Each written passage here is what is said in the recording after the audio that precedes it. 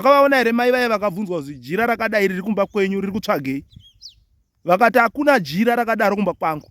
Vakataura vakashinga, hakuna jira rakadaro kumba kwangu. Vakazodzoka futi here paari. Welcome to Kingdom Keys. Pano pa Kingdom Keys tinokupai chokwadi chezviri kuitika pa social media chinonzi nevamwe ichi hachiti kubudisa sezvo chiine njodzi. Please subscribe.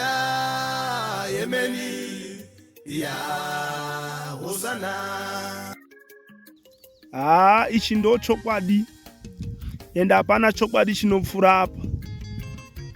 Pane vose vakatarira nekutevera nyaya yaEkedi, ndiani anobudisa umbo hwekutaura kuti Ekedi anoroya kunze kwokungozwa vakomana vaivhotomoka vaya vainzi vari kusvikirwa vaya nen'anga dziya dzaitaurawo zvadzaingotaura zvekunga dzazwa mumasocial media.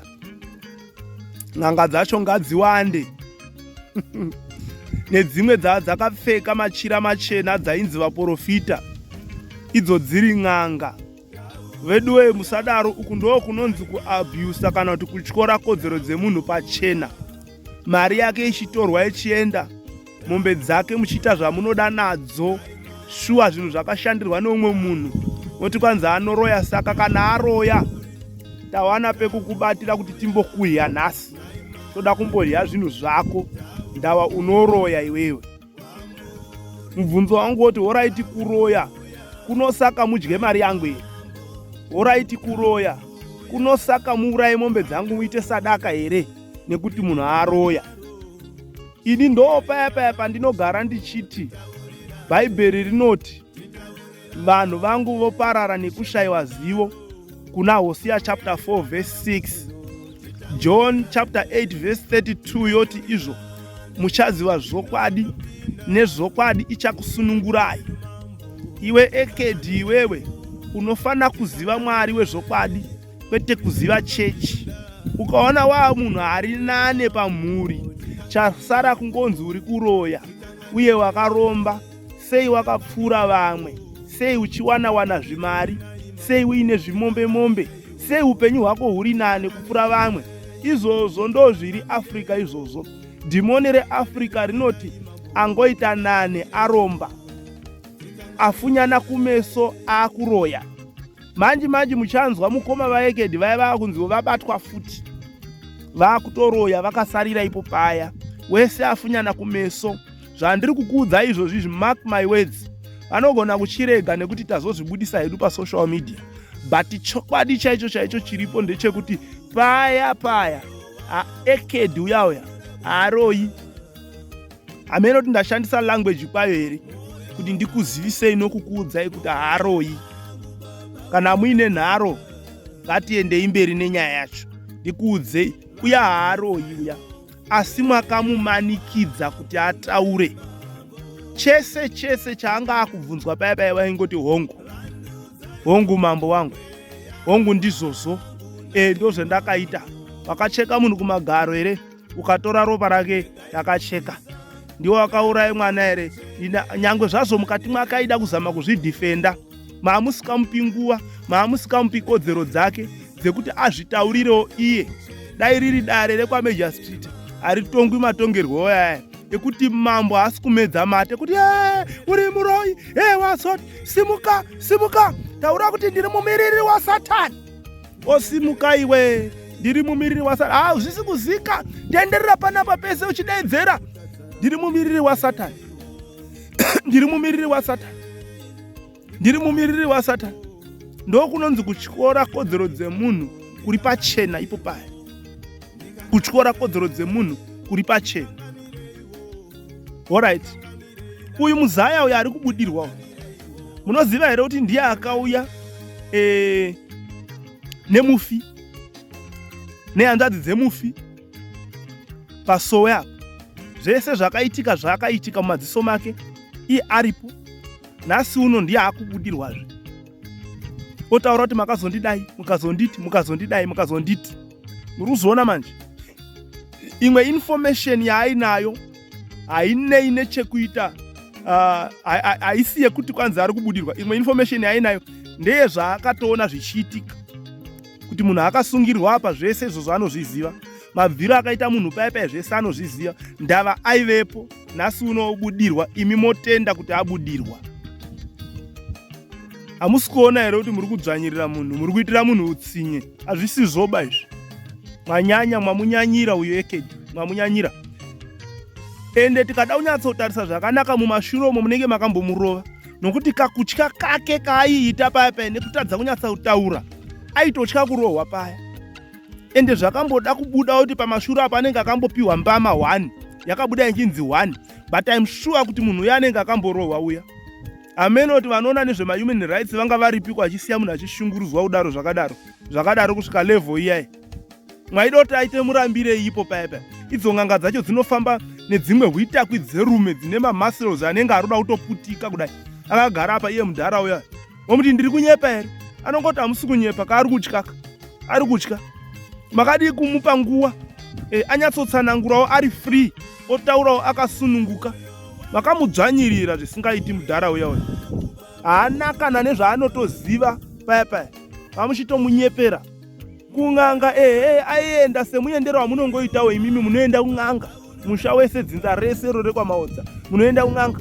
Ende ipapo pacho makazoenda futi kung'anga, mukadaidza zveimwe ng'anga. Naye iye akaenda kung'anga, wachienda wachigadzirisawo zveupenyu hwake. Apedza oendawo kumaprofita, kumapostori achigadzirisa zveupenyu hwake. Sezvamakangojaira imi kuAfrica. Vashoma vanoziva kuti tinoenda kuna Jesu. Vashoma vanotenda kuti tinogamuchira Jesu. Tikagamuchira Jesu zvakwana. They are very few. Ende Africa inotoda konyasha kuti isvike pakuziva izvozvo kuti munoda. Ndo zvimwe dambudziko rawakaita futi iwe ekedi. Unofanira kuziva Jesu kwete kuziva chechi. Chechi haina chatarisa yazokusvitsa manje. Kudai wanga uina Jesu hapana zvavaikuita. Ndiri kutotaura from experience, takabva neko kudoro hakuna maheu. Ukazva tichitotaura takashinga kudai, tikutaura tichitoziva kuti Mwari wedu tinaye, ende hativhunduki, ndatitye. Hatitye nyangwe vakaromba zvakadii, nyangwe vanoita zvakadii, nyangwe vakadii, hativhunduki, ende hatikendenge, ende hatitombowari. Muchinda uya zviri pachena kuti kufa kwake it's either akazvirovera taakufungidzira mikana yekuti munhu anogona kufa. Ndava zvinzi anga achirasika njere, ndobva asungirwa pamuti, uye afa kudaro apa pake pakabhenda, handimuruzvone papakazvimba imini. So zviri pachena kakuti zvichida akatorovera, akarwadziwa, akasvika pakufa. Point number 1. Point number 2, kwaitonhora, wanga uri musi wa10 June, ndobva arara panze, vamwe vanhu ari mukati munodziya, iye ari pachando. Imagine. Tine vhidhiyo ratakaisa panapa kutanga kwaJuly apa manje chando chakafriza. Tine vhidhiyo, ukafolowa mavhidhiyozi edu ari panapa pachannel yedu, unoona rimwe vhidhiyo riripo so ratakaisa rine saini yewiti dzine chando. Zvakatoitika izvozvo zviya pamutare, chando chakaoma kuita mabhonzo chichiti kwanyara, munhu orara ari panze ipapa. Hamuonere kuti mukana wekuti munhu atongonzi wafa uri very high. Chando chinouraya ka, ende chando hachimisi munhu anogona kungofa. Handimuruzvona. Saka ndobva ndauyawo kuna ava vesove vacho. Munosungirira munhu pamuti, mubva maenda kundovata imimi. Ende muri kuona zvaari zvacho, instead yekuti mumuti ngaende kuchipatara. Pamwe pacho kuda kunzi munoshandira muri shashaka kunogona kukuparirai kwozokuse. Nyaya dzekunamata idzi pamwe pacho dzoda kunamata uye newisdom pamwe chete, kunamata neuchenjeri. Ndosaka Mambo Solomoni akati ashanyirwa usiku, akanzi ndokupei, ndokuitirei. Ini ndichifunga nhau yaSolomoni chiti dai ndandirini pandakashanyirwa nemutumwa, ndaitaiwa ndikuda 10 kg dzegoridhe. Mwari atondishanyira. Iye ndiye muri ndaitokota nemagwaro. Mwari munoti imimi silver nendarama ndezvenyu, ndipei silver, ndipei 10 kg dzegold. Nyaya yekutsonga pazvinhu zvekwaMwari. So Solomoni ashanyirwa naMwari, anobvunzwa kuti ndokuitirei, zvikanzi ndinoda uchenjeri, ndinoda wisdom. Mwari akatotestifya ipapo, mutumwa akatumwa akatotazwa kumbira chinhu chakaoma kwazvo. So ndobva ndobva Mwari afara nezvaakakumbira izvozvo. Ndobva ati pamusoro penjere ndichakupa pfuma, pamusoro pezvese ndichakuropafadza, uye zita rako iwe richakudzwa, richakurumbira. Zvabvapi? Zvabve pawisdom, zvabva pauchenjeri, zvabva rugwaro rumwe kuna zvirevo runoti zita rakanaka rinofana kutsanangurwa kupfuura pfuma zhinji, uyewo rumwe rugwaro roti kururama kunokurisa rudzi.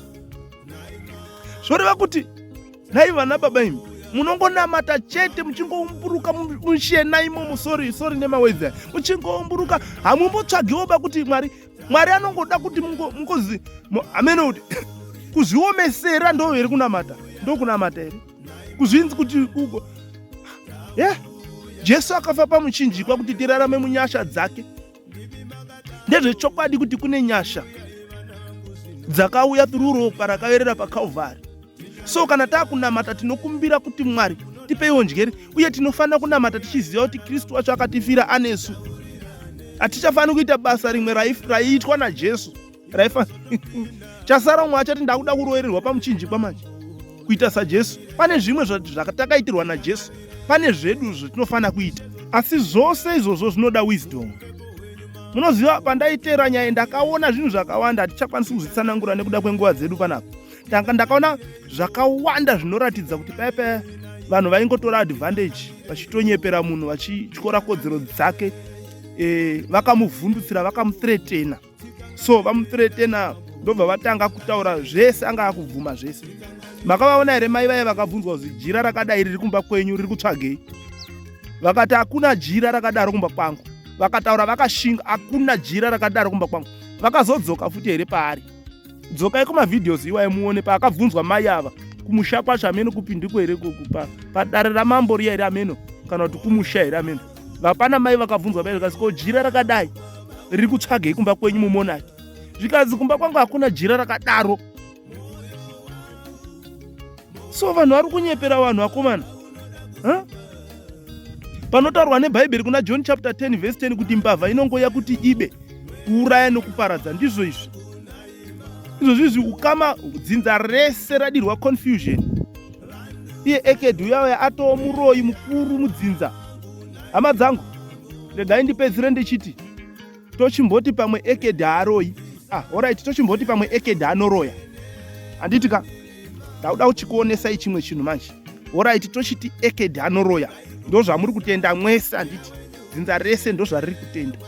Vanhu vese ndo zvavari kutenda. Handiti? Right. Zvino kana Ekedi achiroya,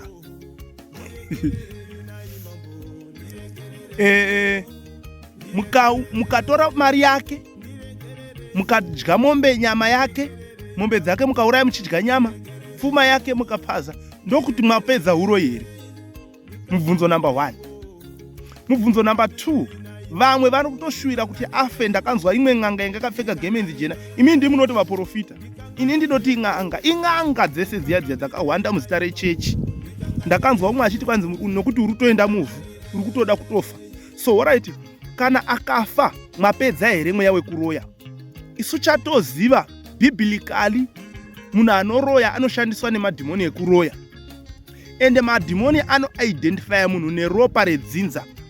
Kuroya kuti zvine chekuita nerudzi nedzinza rekwamaodza kana Ekedi achiroya sekutaura kwenyu. Zvino nhasi mukamuuraya, mweya wacho wekuroya handiti unoidentifya vanhu neropa. Chenjerai kuti mangwana that spirit yekuroya iyoyo ichabuda pakamwana kenyu, imimi vakauraya vacho, imi vainyanya kumirizika imi. So chenjedzo yandinokupai ndeyekuti Bhaibheri rinoti kuna Matthew chapter 11 verse 28, uyai kwandiri mose vakaneta vakaremerwa, ini ndichakupai zororo. Robva rati ndinokupai rugare, asi handikupei sokupa kwenyika. So tiri kutaura nhau yekuti panapa kana tichida kugadzirisa zvinhu tinoenda kuna Jesu. Masvika kuna Jesu, Jesu achada imimi, Jesu acho ari kuda futi Ekedi. Nokuti Jesu haasarudzi, akauya kufira varoyi, akauya kufira mhombwe, akauya kufira mbavha. Nemiwo imimi muneti kwenyuwo tiri kutokomplainawo Jesu. Vamwe venyu ipapo munotori mhombwe dzemandiriri, vamwe venyu muri pfambi dzemandiriri, vamwe muri mbavha dzemandiriri, asi zvaekedhi ndo zvamananika pachena kuti muone kumbomurya. Hazvisi feya izvozvo, hapana justice paya, hapana kuitwa zvakanaka. So hama dzangu, zvimwe zvacho ngatiitei tichitya Mwari. Proverbs chapter 7 verse 1 inoti kutya Jehovha ndo kuamba kwezivo. Proverbs chapter 1 verse ya 7, kutya Jehovha ndo kuamba kwezivo. Chapter 3 inoti ityai Jehovha mubve pazvakaipa. Ndiri kukudzokorai, ndakudzokorai kuti muchinda uya, mudhara uya mamuchimushungurudza nhando, uchimuonesa yenyu ndondo, haaroi uya. Munhu uya anga atone mudzinza renyu sekutaura kwamuri imi kuti vanhu vari kungorwara, vachingopenga vofa, vachidaro. Yeah, that spirit mweya wetsvina, but inotoda nguva yakareba kuti mudzidze kuziva kuti chii. Izvozvizvi zvamakuita zvekutopumhana nekudai ndo zvimwe zvairi kudai izvozvizvo, kuti ichinyatsogena ground. Ende muchaona, ndiri kukuudzai ndiri pana chiku, ndokupikirai nezita raJesu Kristu, hapana zvamakaita, muchaona mumwe manje akutodaro, because that spirit munongori nayo mudzinza imomo, ende muri kutofunga kuti ndiekedhi, ndokupusa kwenyu kwamakaita. Muchaziva zvokwadi nezvokwadi ichakusunungurai. Ane nzeve dzekunzwa ngaanzwe zvinoreva mweya kukereke. Ndaenda, bye bye.